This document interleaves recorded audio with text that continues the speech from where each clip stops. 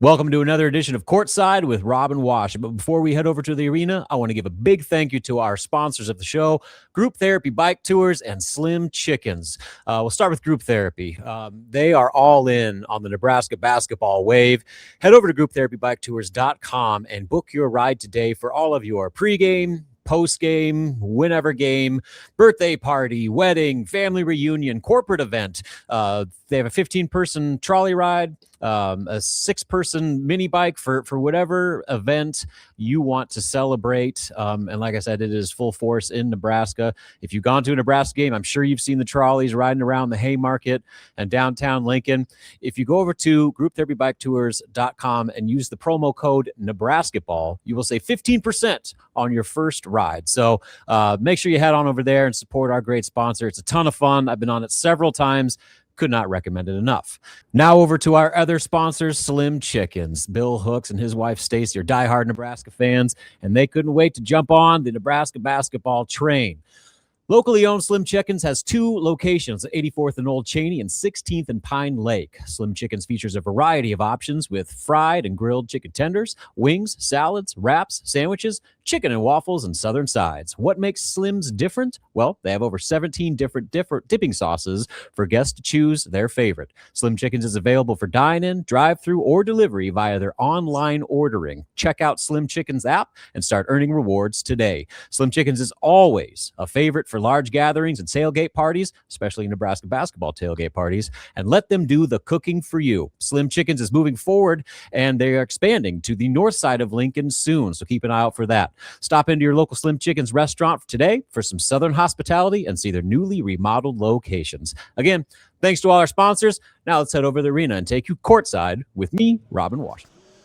Welcome to another edition of Courtside with Rob and Washut. I am here at the historic Pauley Pavilion in Westwood, California, home of the UCLA Bruins, here for Nebraska's big-time, critical final regular season road game here at UCLA. I don't know if you watched my last videos before the USC and after USC win. I said I was not there. I did my shows from the HuskerOnline offices in Lincoln. Well, they beat USC, and I just thought to myself, I can't sit around and watch another one on TV. I'm going to LA. So hopped on a plane this morning, got in early enough, and was able to check into the hotel early enough. I got a nap, I got my Red Bulls, I got my coffee, and we're ready to go for, like I said, a pretty significant game for Nebraska and for UCLA for that matter. But we'll start with kind of what this game means for the Huskers. It's been well documented that if Nebraska wins this one tonight, they will clinch a top 3-4 seed in the Big Ten tournament and secure a triple bye in Chicago, which in itself is extremely valuable because A, it's one less game you have to play to potentially win a conference tournament championship. 2, it's another day of rest that you get between the finale against Iowa and when you have to play in the conference tournament. And this time of year, rest is like gold. So just having the ability to spend another day to regroup, refresh, and prepare, it's invaluable. So that in itself makes this massive. But then also from an NCAA tournament perspective, this would be kind of the final feather in the Huskers' cap as far as their NCAA tournament resume is concerned, because this is a venue that has been kind of a house of horrors for road teams, where UCLA is 16-1 here at Pauley Pavilion. No Big Ten team has swept the LA series, and that's largely in part due to UCLA being a completely different team at home than they are on the road. So that's, getting a win here, in my opinion, would be a pretty massive statement for the Huskers. They've already had a season worth of statements and proven people wrong, but this is kind of being regarded as one of the more intriguing games of the night, not just in the Big Ten, but around college basketball, just because of what it means with Nebraska and their NCAA tournament situation, but also UCLA. They're trying to add another signature victory to their resume and move up the seed line as well, in what has been a pretty successful back half of the schedule for them. So this is, the college basketball world's going to be watching this one tonight. And I'm very intrigued to see which Husker team shows up. I'm not overly concerned about what team's going to finish because Nebraska's been a second half team all season long. But the big storyline for this one since the USC game has been just the poor starts and just how long it takes Nebraska to get clicking, especially offensively. This is a game where you better be ready to play a full 40 minutes, and you better be ready to go from the opening tip. If not, UCLA is good enough and they have enough firepower, especially in this gym, that they can give you a lot of problems and put you in a big hole right out of the gate. And, as good as Nebraska has been in terms of overcoming adversity and rallying out of these, deficits or, slow starts that they've put themselves in, you don't want to have to do that against this team in this venue. So I want to see the team that showed up against Illinois. I want to see the team that showed up against Indiana and Northwestern and Ohio State and all the big Rutgers, all the road wins, the 7 road wins Nebraska has this year in conference, program record 7 wins. That is the type of team that needs to show up tonight. If they can come out ready to play and go effort for effort with the Bruins early and maintain that effort throughout, I like their chances. But if they kind of have that erratic play where they go through extended slumps and have cold streaks and let poor shooting impact their defense and have the careless turnovers that have been a problem, especially kind of over the last month or so of the season, they could have some problems on their hands. So just the level of focus and attention to detail and overall intensity from the Huskers right out of the gate, I think, is going to be a critical component to how the rest of the night goes. From a X's and O's standpoint, we'll start with offense. Nebraska, again, with the fast starts, you just want to see them clicking with their ball movement, with their shooting, but maybe most importantly, they better take care of the basketball.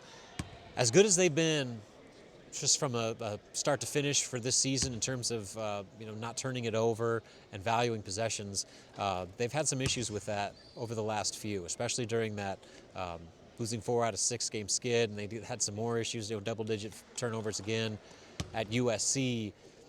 UCLA has been just as good, if not better, at taking care of the basketball as Nebraska. They don't turn it over. They don't get flustered. They have really good guard play that make good decisions far more often than not with the ball. So the team that I think is the most careful with the ball and values the basketball and makes the right plays and doesn't have the unforced errors, especially ones that lead to live ball turnovers, that's going to be as critical as anything in this one, because just with 2 extremely efficient offenses, 2 teams that don't turn it over, whoever makes the least amount of mistakes is probably going to win the game. So that is going to be another critical component for Nebraska to finish the job on this one. Defensively, UCLA is very similar to Nebraska. They run a perimeter-focused offense. They like to play in transition when they can.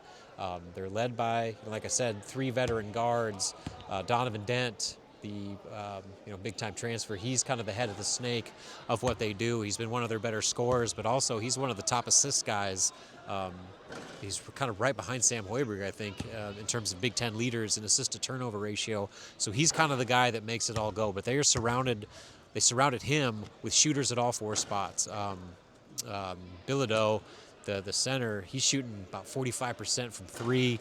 He leads them in made 3-pointers. So kind of similar to like what Rink Mass can do to opposing defenses, Bilodeau can do in terms of spreading out the floor and allowing the spacing for this offense to really cause you some problems. So for Nebraska to combat what UCLA is going to want to do offensively, it comes down to effort. And what I mean by that is I want aggressive, hard closeouts. I want them with their hands up. And that was the thing Fred Hoiberg pointed out early in that USC game when the Trojans made 4 of their first 8 3-pointers. You saw Nebraska not just being slow with their rotations and kind of, not closing out on shooters the way that they are capable of doing. They weren't even getting their hands up. And so, you're getting free looks to a USC team that's as okay three-point shooting team, but if you do those types of things against this UCLA squad, they'll light you up, and that would put you in a bad spot in terms of getting off to a good start. So defensive intensity on the perimeter, don't give them anything easy, and then make sure that you're not letting offensive mistakes turn into points the other way with live ball pick six turnovers. And then the other X factor in this one is just kind of the emotional part, where for the first, maybe not the first time, but like this is kind of the latest test for Nebraska in terms of like real postseason pressure because of what's at stake with the win, clinching a top 3 seed in the tournament, Big Ten tournament, and then going a long way and solidifying your seeding in the NCAA tournament. I think if they win this game, they've got a very strong case to hold on at minimum to a 3 seed come March Madness, which would be a real big deal just in terms of getting a better draw and all that stuff. So there's a lot on the line from a postseason perspective for Nebraska. And this is kind of uncharted territories where they're not, it's unique in that they're not playing to get into the tournament where it's like kind of a win and go home mentality. It's, can we capitalize on a golden opportunity in front of us to, A, go a long way in improving our postseason positioning, but also I think making a national statement. Because like I said, this is a game that everybody's going to be watching. And there are people that think that, they're just waiting to call Nebraska frauds. And this is kind of one of those games where if Nebraska comes out and plays poorly, people are going to start writing them off, and you're going to see bracketologists drop them down to the 4 line, maybe the 5 line, depending on who you're looking at. And then it puts a lot more pressure on that Iowa game, where you don't want to have all of that pressure, I don't even know word, just pressure for the Iowa game to have to win that game to lock up a triple bye in Chicago. So I think just eliminating that by getting this win tonight would go such a long way, not just in terms of the here and now, but also setting themselves up for a much less pressure-filled game on senior night against Iowa, and then also putting them in a situation where that game could even further push their chances of potentially being a 2 seed in the Big Ten tournament, and maybe, depending on what they do in Chicago, moving them into that 2 seed conversation for the NCAA tournament. Walking around campus, I saw quite a bit of red. I don't know if it will be a big red invasion like it was at USC. For one, I think a lot more UCLA fans are going to show up for this one. It's their senior day or senior night, so you would think that they're going to get a decent home crowd, but I did see quite a bit of red, and I think Tyronn Lue is going to be in the house, or at least that's what reports say. So this has got all the makings of a big game, and let's hope that Nebraska shows up with their big game mentality for a full 40 minutes. Tune in afterwards for full post-game analysis from what is hopefully Nebraska's program record matching 26th victory. Until then, signing off. Thanks to our sponsors, Group Therapy Bike Tours, Slim Chickens Restaurants, and we'll talk to you after the game.